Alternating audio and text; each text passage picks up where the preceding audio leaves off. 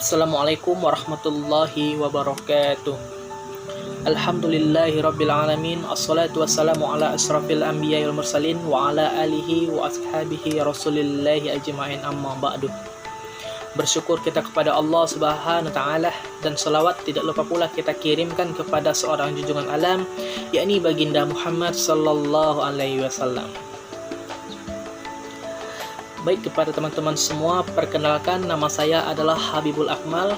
NIM saya adalah 11820211499, yang mana saya merupakan mahasiswa dari Universitas Islam Negeri Sultan Syarif Qasim Riau, tepatnya di Fakultas Syariah dan Hukum, jurusan Hukum Ekonomi Syariah.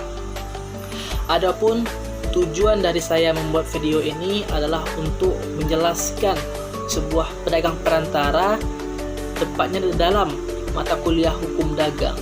Sebelum memulai diskusi atau pembahasan hari ini, mari sama-sama kita membaca lafaz basmalah. Bismillahirrahmanirrahim. Selanjutnya, yang harus kita ketahui dulu adalah hukum dagang. Hukum dagang itu adalah ilmu yang mengatur hubungan antara suatu pihak dengan pihak lain yang berkaitan dengan urusan-urusan dagang. Definisi lain menyatakan bahwa hukum dagang merupakan serangkaian norma yang timbul khusus dalam dunia usaha atau kegiatan perusahaan. Ya, selanjutnya, perkembangan hukum dagang di dunia ini telah berlangsung pada tahun 1000 hingga 1500 pada abad pertengahan di Eropa.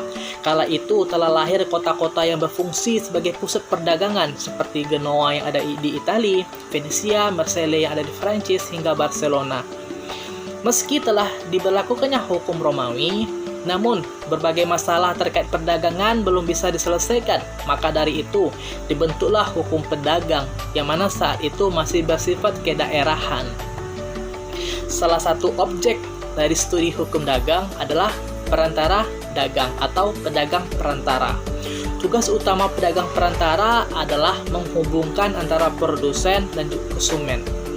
Untuk membukukan lembaga ini, pemerintah melalui Menteri Perindustrian dan Perdagangan mengeluarkan keputusan Menteri Perindustrian dan Perdagangan tentang lembaga usaha perdagangan, yaitu digunakan istilah lembaga perdagangan. Apa yang dimaksud dengan lembaga perdagangan? Ya, di dalam pasal 1 butir 3 disebutkan bahwasanya lembaga perdagangan adalah suatu instansi atau badan yang dapat berbentuk perorangan atau badan usaha, baik sebagai eksportir, importir, pedagang besar, pedagang pengecer, ataupun lembaga-lembaga perdagang lainnya yang sejenis, yang di dalam tataan pemasaran barang atau jasa melakukan kegiatan perdagangan dengan cara memindahkan barang atau langsung dari produsen sampai kepada seorang konsumen. Sedangkan yang dimaksud dengan perdagangan dan pedagang yang dirumuskan dalam pasal 1 butir 1 dan butir 2 yaitu sebagai berikut. Pertama, yaitu perdagangan. Perdagangan adalah kegiatan jual beli barang atau jasa yang dilakukan secara terus-menerus dengan tujuan pengalihan hak atas barang dan dengan disertai imbalan atau kompensasi. Sedangkan pedagang adalah perorangan atau badan usaha yang melakukan kegiatan perniagaan atau perdagangan secara terus-menerus dengan tujuan memperoleh laba, ya. Selanjutnya kita akan melangkah tentang macam-macam pedagang-pedagang perantara. Menurut Agus Sarjono, Agus Sarjono dan kawan-kawan menjelaskan bahwasanya perdagangan perantara yang diatur dalam Kitab Undang-Undang Hukum Dagang KUHD antara lain, pertama ada bursa dagang, makelar, kasir, komisioner, ekspeditur, hingga pengangkut.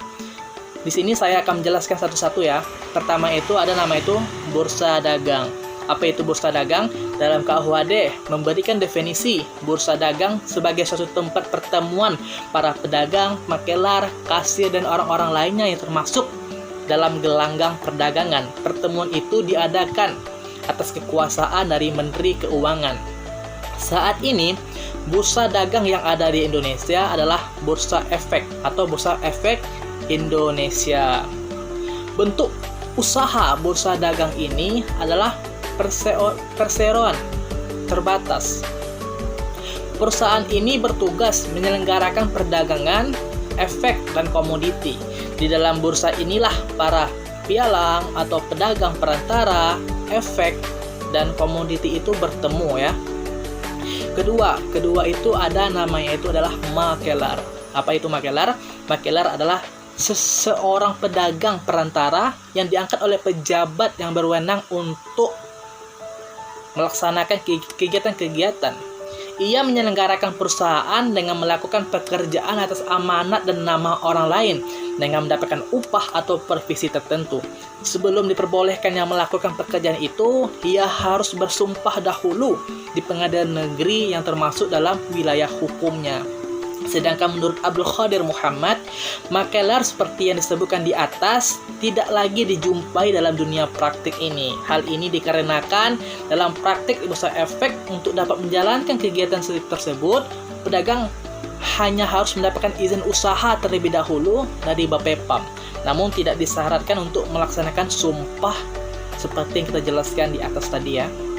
Yang ketiga ada nama itu ada nama itu kasir ya. Kasir itu adalah seseorang yang menerima upah atau provisi tertentu, dipercayai dengan pekerjaan menyimpan uang dan melakukan pembayaran saat itu. Pembayaran. Orang yang dimaksud itu adalah bank, yaitu suatu lembaga keuangan yang berupa perusahaan yang mewakili nasabah untuk melakukan. Ya, pertama itu ada pembayaran kepada pihak ketiga, kedua ada penerimaan uang dari pihak ketiga, yang ketiga itu ada penyimpanan uang milik nasabah. Di samping melakukan kegiatan perantara, khususnya dalam kaitannya dengan pembayaran atau penerimaan uang, bank juga melakukan kegiatan usaha dengan memberikan pinjaman kepada mereka yang membutuhkan dalam posisi sebagai kreditur dengan hubungannya dengan nasabah berdasarkan perjanjian kredit. Tentu saja, bank tidak selalu dalam posisi sebagai kasir. Sedangkan dalam KUHD, bank disebut juga sebagai lembaga keuangan. Selanjutnya, yang keempat yaitu komisioner. Apa itu komisioner? Komisioner adalah perusahaan yang pekerjaannya membuat kontrak atas amanat orang lain. Tetapi ketika komisioner membuat kontrak tersebut, ia melakukannya atas namanya sendiri. Dalam melaksanakan amanat tersebut, komisioner mendapatkan upah atau provisi dari si pemberi amanat.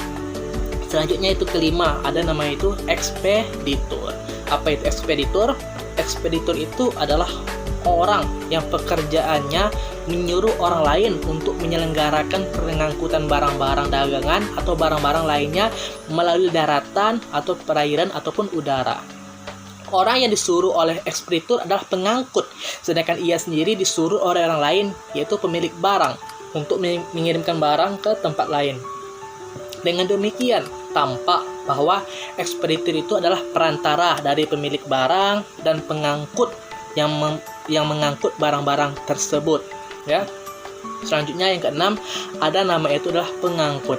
Apa itu pengangkut? Pengangkut adalah orang yang menyelenggarakan pengangkutan. Sedangkan pengangkutan itu sendiri diartikan sebagai perjanjian timbal balik antara pengangkut dengan pengirim barang, di mana pengangkut mengikatkan diri untuk menyelenggarakan pengangkutan dari suatu tempat ke tempat lain dengan selamat.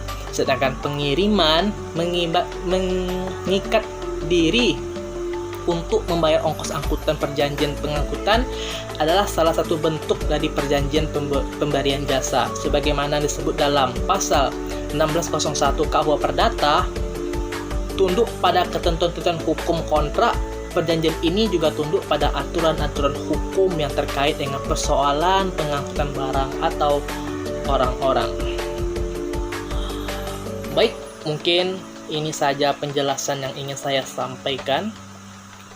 Selanjutnya, kepada teman-teman semua, apabila masih belum mengerti apa yang saya maksud, atau masih perlu ditanyakan, atau masih ada keraguan, atau masih ada hal-hal masalah-masalah hukum perdagangan yang mengganjal kepada teman-teman, saya Habibul Akmal memberi kesempatan kepada teman-teman untuk menuliskannya di kolom komentar, di mana nanti saya akan menjawabnya di kolom komentar itu tersebut, ya.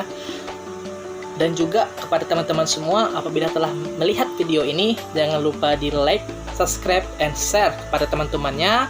Semoga vlog ini bermanfaat dan juga diridhoi oleh Allah Subhanahu wa taala. Lebih dan kurangnya saya mohon maaf. Wabillahi taufiq wal hidayah. Wassalamualaikum warahmatullahi wabarakatuh.